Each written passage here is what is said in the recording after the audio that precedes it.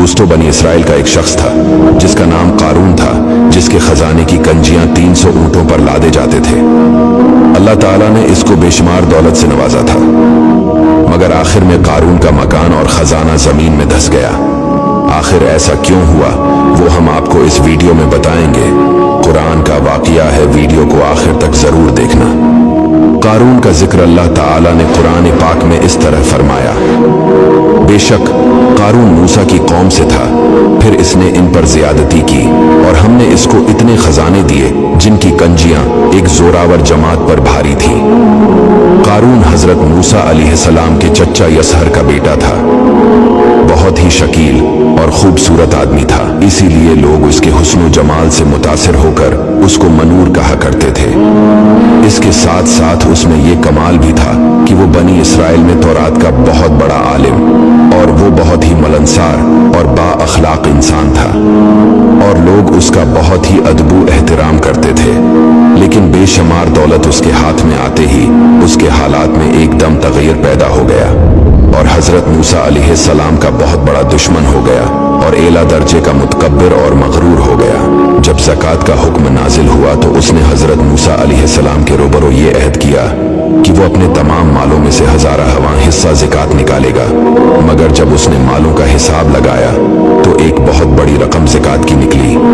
ये देखकर इस पर एकदम हिर्स और बुखल का भूत सवार हो गया और न सिर्फ ज़कात का मुनकर हो गया बल्कि आम तौर पर बनी इसराइल को बहकाने लगा कि हजरत मूसा अलैहिस्सलाम इस बहाने तुम्हारे मालों को ले लेना चाहते हैं। यहाँ तक कि हजरत मूसा अलैहिस्सलाम से लोगों को बरगश्ता करने के लिए उस खबीस ने यह गंदी और घिनौनी चाल चली कि एक औरत को बहुत ज्यादा मालो दौलत देकर आमादा कर लिया कि वो आप पर बदकारी का इल्जाम लगाए। चिनाची ऐन उस वक्त जबकि हजरत मूसा अलैहिस्सलाम वाज फरमा रहे थे, कारून ने आपको टोका कि फलानी औरत से आपने बदकारी की है।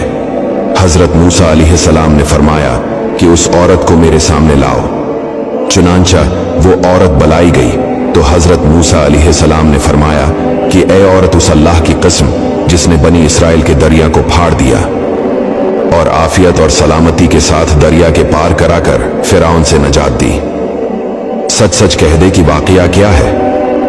हजरत मूसा अलैहिस्सलाम के जलाल से औरत सहम कर कांपने लगी और उसने मजमा आम में साफ साफ कह दिया कि ए अल्लाह के नबी, मुझको कारून ने कसीर दौलत देकर आप पर बहतान लगाने के लिए आमादा किया। उस वक्त हजरत मूसा अलैहिस्सलाम आबदीदा होकर सजदा शुक्र में गिर पड़े और बहालत सजदा आपने ये दुआ मांगी कि या अल्लाह कारून पर अपना कहरो गजब नाजिल फरमा दे।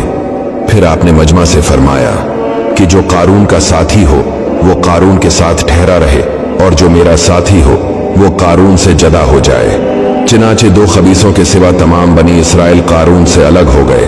फिर हजरत मूसा ने जमीन को हुक्म दिया कि ए जमीन, तो इसको पकड़ ले, तो कारून एकदम घुटनों तक जमीन में धंस गया।